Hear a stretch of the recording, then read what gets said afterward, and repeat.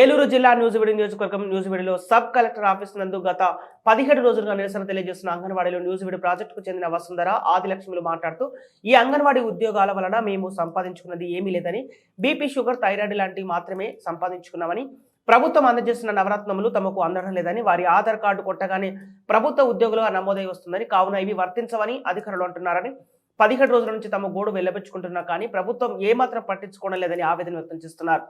రైతు సంఘం ఏలూరు జిల్లా అధ్యక్షులు నిమ్మగడ్డ నరసింహ మాట్లాడుతూ అంగన్వాడీల సమస్యలు పరిష్కరించకుండా ఇదే ఒరవడి ప్రభుత్వం కొనసాగించినట్లయితే ఇతర కార్మిక సంఘాలు రైతు సంఘాలతో కలిసి ఆందోళన ఉధృతం చేస్తామని హెచ్చరిస్తూ తమ మద్దతును తెలియజేశారు.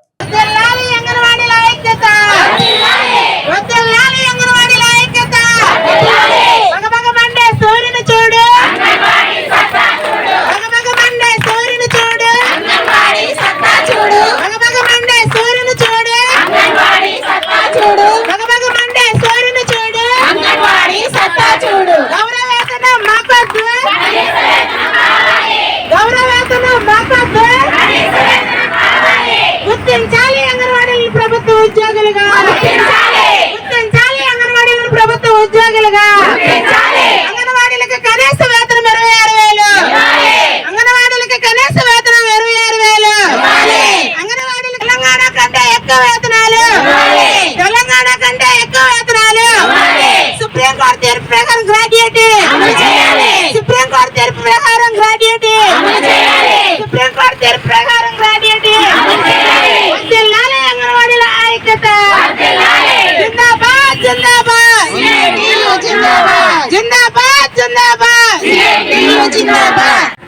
మాది న్యూజివీడు ప్రాజెక్ట్ అండి. నా పేరు వసుంధర. మేము ఈ రోజు వరకు 17 రోజుల మట్టి మేము ధర్నా చేస్తున్నాము. ప్రభుత్వం దిగిరాటలేదు. అదేమనంటే ఏదో సాగులు చెప్తా ఉన్నారు. మా డిమాండ్స్లో మేము కనీస వేతనం 26,000 ఇవ్వమనేసి మా డిమాండ్స్ అడుగుతాం. చిన్న సమస్యనండి, అది పెద్దదేం కాదండి. మేమేం అడగట్లేదు, కోట్లు అడగట్లేదండి. మేము ఆ సమస్యను మేము అడుగుతుంటే ఆయన ఏంటో మాకు సమాధానం కూడా చెప్పట్లేదండి. కనీస వేతనం 26,000 ఇవ్వమంటున్నాము.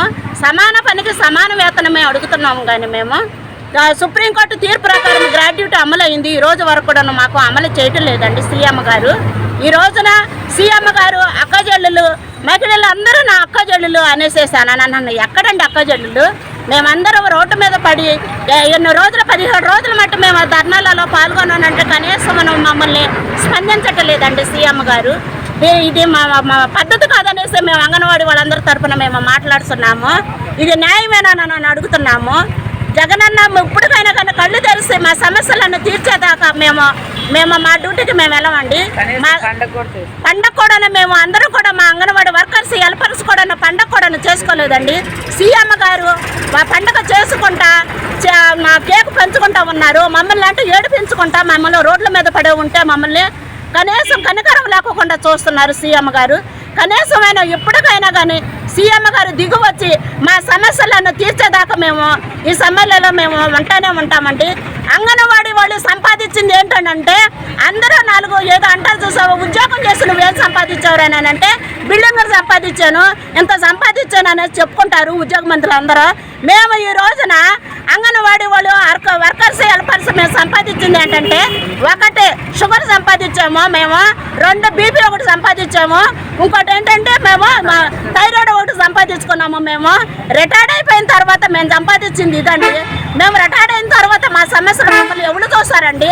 2 పిల్లలు, ఆడపిల్లలు ఉన్న వాళ్ళు ఉన్నారు, అసలు పిల్లలు లేని వాళ్ళు ఉన్నారు. ఇక్కడ అంగన్వాడీ వర్కర్స్, హెల్పర్స్ అందరూ కూడాను లేని వాళ్ళమేనండి.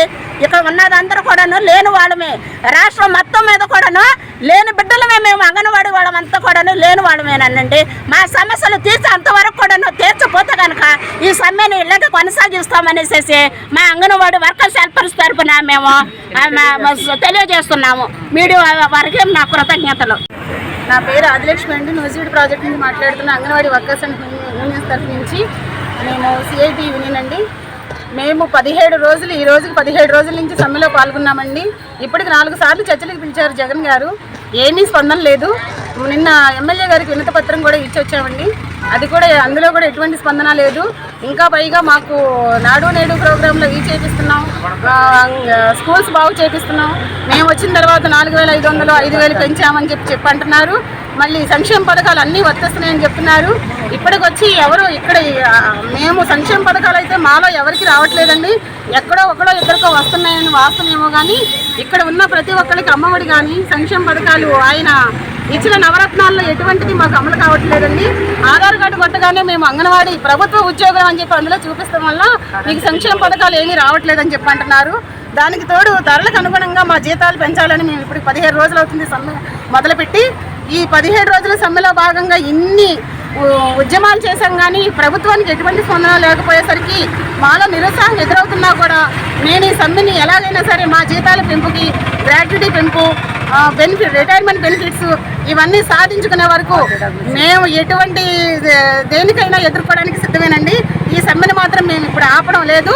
మాకు ప్రభుత్వం దిగి వచ్చి మేము అనుకున్న ఈ డిమాండ్స్ని పరిష్కరించే వరకు ఈ ఉద్యమాన్ని ఇంకా ముందుకు తీసుకెళ్తామని మా అంగన్వాడీ యూనియన్స్ తరపున మేము మీకు తెలియజేస్తున్నామండి. నిమ్మగడ్డ నరసింహ, ఆంధ్రప్రదేశ్ రైతు సంఘం ఏలూరు జిల్లా అధ్యక్షులు. గత 17 రోజులుగా అంగన్వాడీ వర్కర్లు, హెల్పర్లు రాష్ట్ర వ్యాప్తంగా సమ్మె చేస్తూ ఉంటే ఈ ప్రభుత్వానికి కనీసం చీమ కుట్టినట్టుగా లేకపోవడం చాలా విచారకరం.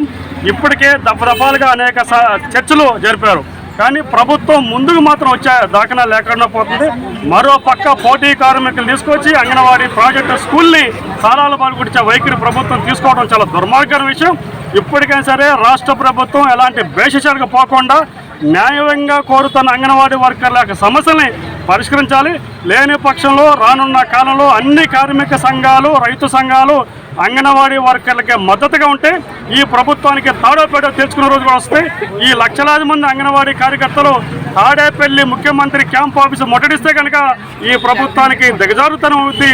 అందుకని అంగన్వాడీలు కోరుతున్న రాష్ట్ర ప్రభుత్వ ఉద్యోగాలుగా గుర్తించమని చెప్పడం న్యాయం. అదేవిధంగా సుప్రీంకోర్టు తీర్పు ప్రకారం గ్రాడ్యుటీ 26,000 ఇవ్వడం కూడా న్యాయం. కాబట్టి వీళ్ళు అడిగింది గొంతమ్మ కోరికలు కాదు. కాబట్టి మాట తప్పనో మడవ తిప్పనో చెప్పుకున్న ముఖ్యమంత్రి జగన్మోహన్ రెడ్డి గారు వెంటనే మనసు పెద్ద చేసుకొని ఎవరైతే అంగన్వాడీలు చేస్తున్న సమస్యని పరిష్కారానికి శ్రీకారం చుట్టాలి. లేకపోతే రానున్న కాలంలో ఈ పోరాటం ద్వారా జరిగితే దాని బాధ్యత ముఖ్యమంత్రి గారు తీసుకోవాల్సి వస్తుందని చెప్పి ఈ సందర్భంగా ప్రభుత్వాన్ని హెచ్చరిస్తూ ఉన్నాం.